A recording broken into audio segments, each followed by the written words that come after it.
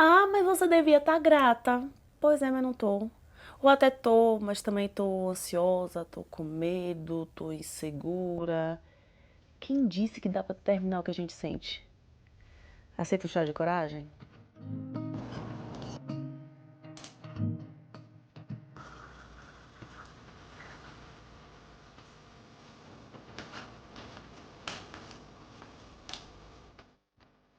Então, acontece algo na tua vida e todo mundo ao teu redor acha que pode determinar como você deveria estar se sentindo. E isso vira uma culpa, porque assim, acontece algo bom, você não tá 100% feliz, e as pessoas falam que você deveria estar 100% feliz, aí você, além de não estar 100% feliz, você ainda sente culpa porque você devia estar 100% feliz. E que pessoa ingrata que você é, né? Que não acha nada engraçado.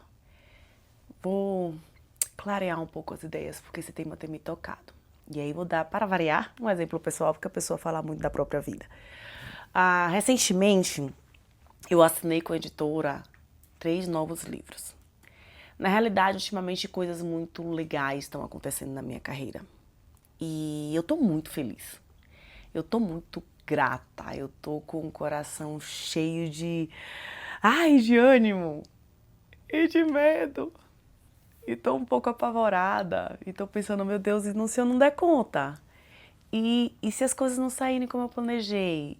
E se eu não conseguir entregar esses 3 livros? Se por um acaso a minha criatividade me abandonar? E não é um e se patológico, porque a gente tá vivendo um momento que parece que todo sentimento que não é alegria, gratidão, calminho e gostosinho, ele é patológico. Então, será que você não está precisando de remédios para ansiedade? Será que você não está depressiva? Não, gente, tem hora que é só medo, tem hora que é só tristeza, tem hora que é só angústia, existem momentos que é só a vida sendo a vida e a gente sendo humano, entendeu? E eu tenho vivido essa angústia perto de coisas boas e tenho feito as pazes com a ambivalência da vida. Ambivalência da vida quer dizer que a gente não sente uma coisa só, que a gente não quer uma coisa só. Que diante de uma mesma situação a gente pode estar muito feliz, muito animada, muito em êxtase e muito assustada e muito amedrontada. Porque é o novo se apresentando para você e o novo assusta. Eu me lembro quando eu descobri a minha primeira gravidez, a gravidez de Miguel. Eu queria muito engravidar, muito. Quando eu parei o remédio, eu já tinha uma ideia de que, nossa, como eu quero engravidar, como eu quero ter esse filho. Enfim, não vou nem entrar no mérito do quanto a gente quer ter filhos sem saber o que é ter filhos, da construção social, porque isso aí dá uns 3 a 4 vídeos, né? Eu só quero falar que eu queria muito ter filho, eu queria muito engravidar. E aí eu engravidei, na hora que eu pego o positivo, eu fiquei em êxtase e eu fiquei apavorada. Eu chorei horrores, porque eu me lembro de olhar e não foi só aquele choro de emoção, ai meu Deus, eu vou ser mãe. Foi um choro de, tá acontecendo, eu vou ter um bebê. Tem um ser humaninho crescendo na minha barriga e ele vai pra fora e eu vou ter que cuidar dele. E eu mato plantinhas e eu vou cuidar de um ser humano, socorro Deus. Eu entrei num pânico por alguns segundos, alguns minutos eu acho, olhando pro teste de gravidez, sabe? E pensando, tá acontecendo, eu quis muito e tá acontecendo, e agora? Há um tempo eu escrevi o prefácio de um livro da Natália, que é o da Natália do Para das Minhas Coisas, que é o Medo de Dar Certo. E eu me lembrei que quando chegou o Medo de Dar Certo, ela me falou para escrever o prefácio, se eu podia, eu adoro o trabalho dela. Eu falei, claro, mulher, posso, vamos lá. E eu pensei, mas eu não tenho esse negócio não. Eu quero muito que dê certo, eu quero que dê certo. E aí eu fui entendendo, lembrando de inúmeras situações em que o dar certo ele também vai me trazer medo, em que as coisas boas elas também vão dar um aperto no coração e vão me fazer duvidar, será que era isso que eu queria mesmo? E a gente tem aqui muita coisa para ser falada sobre esse tema. A primeira é que administrar uma idealização é muito mais fácil do que administrar a vida real, gente. Quando a gente está sonhando, quando a gente está imaginando, quando a gente está planejando o que vai acontecer, as coisas elas parecem mais fáceis, elas são mais fluidas. Quando você está planejando uma viagem, cara, não chove no seu planejamento, sabe? O Uber não é grosseiro no seu planejamento. Sei lá, a comida do restaurante não foi horrível no seu planejamento. No seu planejamento as coisas dão muito certo. E na vida real, as coisas elas acontecem de formas imprevisíveis, porque a vida é imprevisível. E os nossos planos são única e exclusivamente planos. E quando as coisas que a gente planeja, elas começam a vir para a vida real do jeitinho delas, a gente se assusta, a gente não tem repertório para lidar com elas. E aqui vem um outro babado em relação às mudanças da vida, sabe? Essa coisa do repertório. Quando algo novo te acontece, algo muito inédito, você não tem dentro da tua história, dentro dos teus arquivos mentais, uma história para contar sobre aquilo, um modus operandi sobre aquilo, um jeito de lidar com aquela situação, sabe?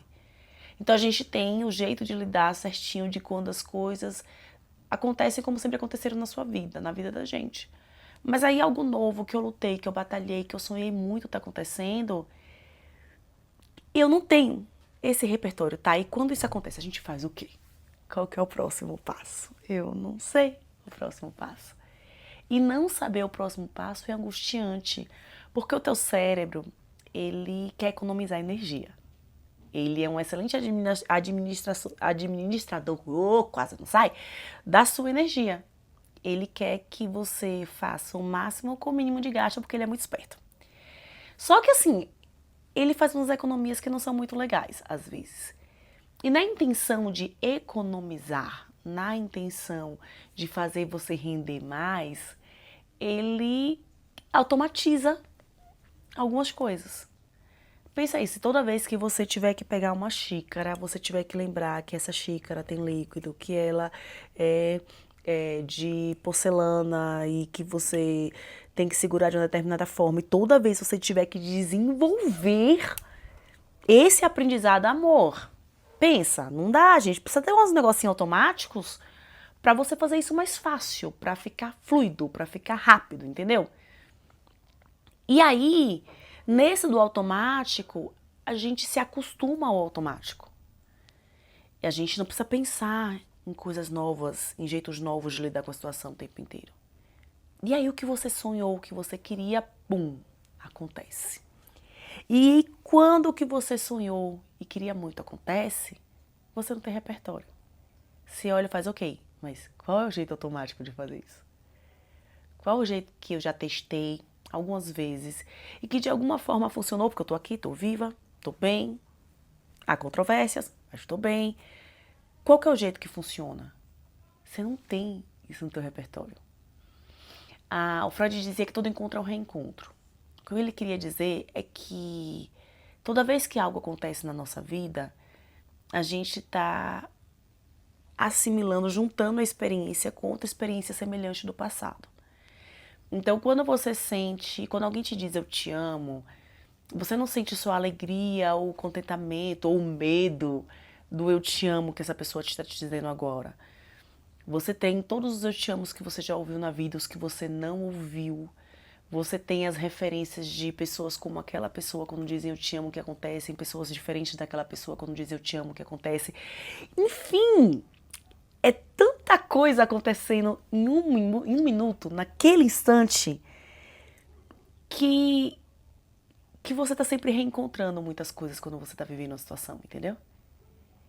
E aí a situação nova, às vezes você reencontra a sensação de não saber o que fazer. Você reencontra o susto. Você reencontra a surpresa. Você reencontra a angústia que a ausência de repertório te traz. E aí aquela situação que era só alegria, que ai meu Deus do céu, que situação maravilhosa, ela passa a te despertar outras coisas também. E aí um outro ponto dessa conversa que eu queria trazer pra gente é que nós não vamos escolher o que nós sentimos, gente. Não gasta, gata, gato, 1 centavo da tua energia, amor, tentando controlar como você vai se sentir diante das coisas. É tão violento a gente achar que pode controlar o que a gente sente, determinar o que a gente sente, como a gente sente, o jeito certo de sentir. Não tem jeito certo de sentir, amor. Sentimento é bússola. Seus sentimentos, eles estão te guiando, eles estão te mostrando o que você precisa. Eles estão apontando para suas necessidades, que estão ou que não estão sendo atendidas. Cada vez que você sente algo, teu sentimento está te contando algo sobre você. Ele está te dando uma pista, ele está te falando, olha, isso aqui que é importante para você, então, não tem nessa relação? Ou isso aqui que você queria muito, temos nessa relação. Teu sentimento, ele está sempre apontando pro que é importante, sabe? E quando você escuta o teu sentir, em vez de brigar com ele, você vai descobrindo as coisas que são importantes para você dentro das situações. Você vai descobrindo um pouco mais sobre você. E eu sei que a maioria de nós não aprendeu a ter curiosidade sobre si. Isso é que eu acho, assim, muito triste na nossa história, sabe? A gente não aprendeu a ter curiosidade sobre o que a gente sente, sobre o que a gente vive, sobre o que a gente quer. Em regra, acontece algo na tua vida e você pensa, eu agi assim porque eu sou muito nervosa. Eu agi assim porque essa situação me deixa estressada. Eu agi assim porque essa pessoa é chata. A gente está sempre com uma justificativa prontinha, congeladinha, ali, pra gente já botar assim, enrijecida. E o meu convite pra você é que você saia dessa resposta que tá pronta e se pergunte um pouquinho mais sobre você. Eu juro, cara, você é muito interessante. Juro, juro, você é muito interessante. Juro que se você tiver interesse, se você tiver curiosidade sobre quem você é, você vai descobrir umas coisas tão legais sobre você. Você vai descobrir umas novidades sobre você. Sério! Como diz Michel Conforado, de tédio, amor, ninguém morre. A gente não morre de tédio se a gente tiver interesse sobre a gente. Então, se você parar de brigar com as tuas emoções, com os teus sentimentos, você vai começar a escutar coisas sobre você que você não escutava antes. E aí é que é o interesse. Quando eu descobri a gravidez, por exemplo, e eu fiquei muito apavorada, eu fiquei muito feliz, era algo que eu queria muito. Preciso dizer que eu engravidei com 20 dias que eu parei o remédio. Então, assim, nem posso dizer que estava na ansiedade, tá? Mas eu queria muito. Nesses 20 dias eu quis demais. E eu quis muito antes de parar o remédio. Mas quando a gravidez chegou e eu tive o meu positivo, eu fiquei muito feliz e eu fiquei com muito medo. E quando eu paro para escutar esse medo, eu sei que esse medo era um desejo muito genuíno de ser a melhor mãe possível para o meu filho. Era uma angústia muito grande do que agora, o que é que vai ser dele e de mim. Eu quero tanto, e se não der conta? Era ali uma preocupação, tinha tanta coisa me contando sobre mim, sobre aquele medo, sobre o meu desejo de ser alguém melhor para mim, melhor para o mundo, melhor para o meu filho. Eu comecei falando que eu tô numa fase muito legal da minha carreira. E aí eu assinei 3 contratos, 3 livros novos com a editora. Eu tô com algumas chances de trabalho muito legais. E cada vez que chegam essas propostas, que chegam pessoas novas, eu fico muito feliz e venho, ai meu Deus, e agora? E se eu não entregar o bastante? E se eu não fizer da melhor forma possível? E se o meu possível parar de ser tão bom assim? E aí quando eu paro para respirar e escutar todas essas dúvidas, eu encontro uma vontade muito grande de ser coerente com o que eu faço. Eu encontro um desejo muito grande de entregar o melhor para quem está perto de mim. Eu encontro um desejo muito grande de ser uma profissional muito boa. Eu encontro uma expectativa irreal de ser perfeita, de não errar. Eu encontro um desejo muito grande de abrir mão da minha humanidade, de ser um robô, uma máquina. E aí eu consigo lidar com essa expectativa. Eu consigo lidar com a falta de realidade da ideia de que eu não vou errar. Eu consigo lidar com a certeza de que a vida é imprevisível, porque eu, dando nome a todos esses sentimentos que aparecem com uma coisa boa, eu, eu consigo criar ferramentas para lidar com eles, entende? A gente só aprende a lidar com o que a gente aceita que existe. Se eu não nomear diante de uma situação, seja ela qual for, o que eu estou sentindo, eu não vou conseguir entender o que é importante para mim naquela situação. E se eu não sei o que é importante para mim naquela situação, eu não vou cuidar, eu não vou desenvolver formas de lidar com aquela situação. Eu não vou desenvolver ferramentas para falar, olha, nessa situação aqui, já que eu estou sentindo isso, talvez me ajude a fazer assim. Me ajude a lidar com isso daqui. E temos aqui mais uma camadinha, né? Que é assim, o que funciona para mim não necessariamente vai funcionar para você. O jeito que eu lido com a minha angústia diante de algo novo não é necessariamente o jeito que você tem que lidar com a sua angústia, que vai funcionar com você, entende? E aí voltamos pro lugar de a gente é muito interessante, porque além de descobrir o que eu tô sentindo, de ouvir o que eu tô sentindo, entender, nossa, o que eu tô sentindo tá me contando que isso aqui é importante para mim, tem um lugar de que será que funciona comigo quando eu tô sentindo isso para que eu fique melhor, para que eu me sinta amparada, para que eu me sinta amada, cuidada, para que esse sentimento aqui ele não vire quem eu sou, ele seja só um sentimento. Mais um, entre tantos que eu experiencio. Eu tenho que ter a curiosidade de olhar para esses sentimentos, de olhar para mim e entender, isso quer me dizer isso, e talvez se eu fizer isso aqui, funcione, seja legal para mim. O que é que eu percebo? Eu, Elisama, em momentos como que eu tô cheia de coisas, de trabalho que eu quero fazer. E aí, como eu assinei os contratos dos livros, eu separei milhares de livros para ler. Eu tô com muita referência para ler. Só que eu sou escritora no Brasil, não sou escritora nos Estados Unidos. Não dá para eu falar assim, não vou dar palestra, não vou fazer mais nada, vou só estudar para os meus livros novos porque eu assinei o contrato. Porque o escritor no Brasil, amor, não tem esse direito. A não ser que você seja herdeira. Que aí não é o livro que tá te dando esse dinheiro. Mas no caso, não sou nem herdeira nem escritora nos Estados Unidos.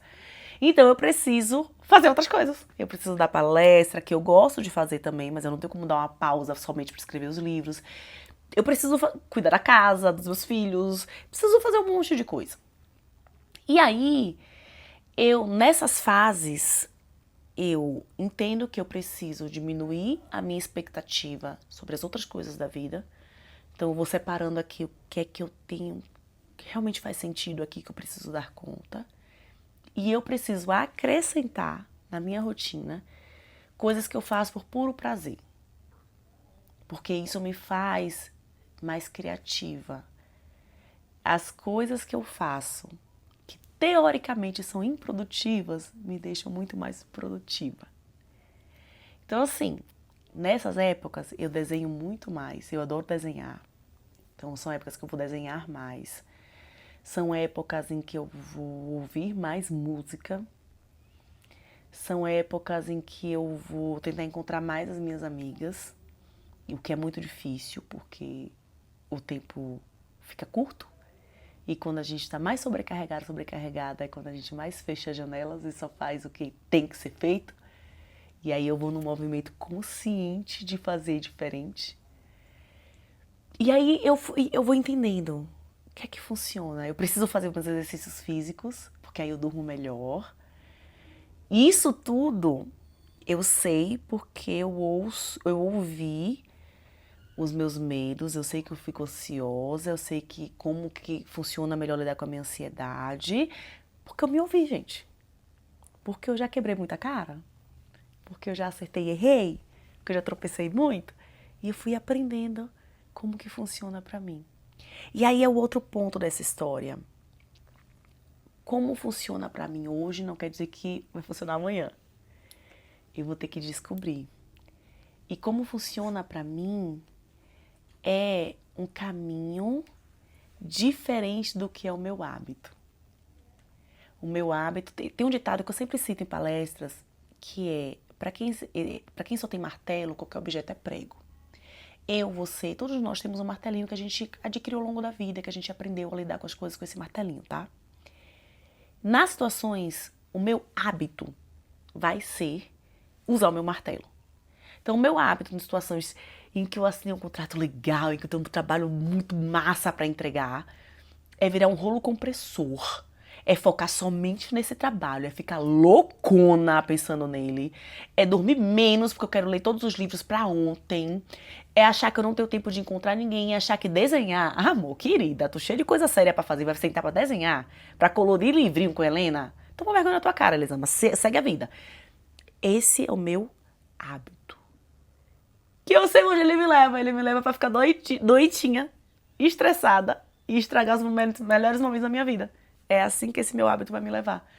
E aí eu consigo olhar e falar, poxa, tem um martelo, mas não é o martelo que eu tenho que usar nessa situação? É uma chave de fenda, chave de boca, a chave Allen. Tem tanta ferramenta, tenho que usar o martelo. E aí conscientemente eu vou contra o meu fluxo do que eu faria normalmente, entendeu? Aí eu vou conscientemente parar e falar, eu vou fazer exercício. Eu vou ouvir música. Porque quando eu tô escrevendo, eu fico vendo uma aula atrás da outra, eu me matriculo um monte de curso para poder aprender mais sobre aquele tema. E tem hora que eu não consigo tomar um banho sem estar aprendendo, sem estar ouvindo a aula. Cara, não. E aí eu falo, vou ouvir uma música que eu gosto. E vem a vozinha crítica, falando, Elisama, querida, você devia estar estudando, viu? Você acha que você é quem, gata? Vai estudar que você tem um livro para entregar. E aí eu respiro e falo, não, tá tudo bem, eu posso só ouvir uma música agora. E eu só consigo, gente, lidar com isso porque eu assumo que a situação maravilhosa também me dá medo, também me dá angústia e me faz me reencontrar com uma perspectiva difícil de lidar com situações boas na minha vida.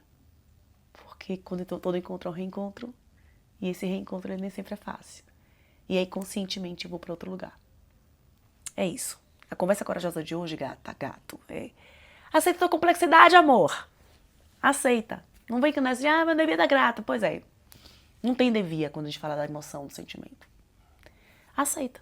Aceita tudo que tá no pacote da tua humanidade.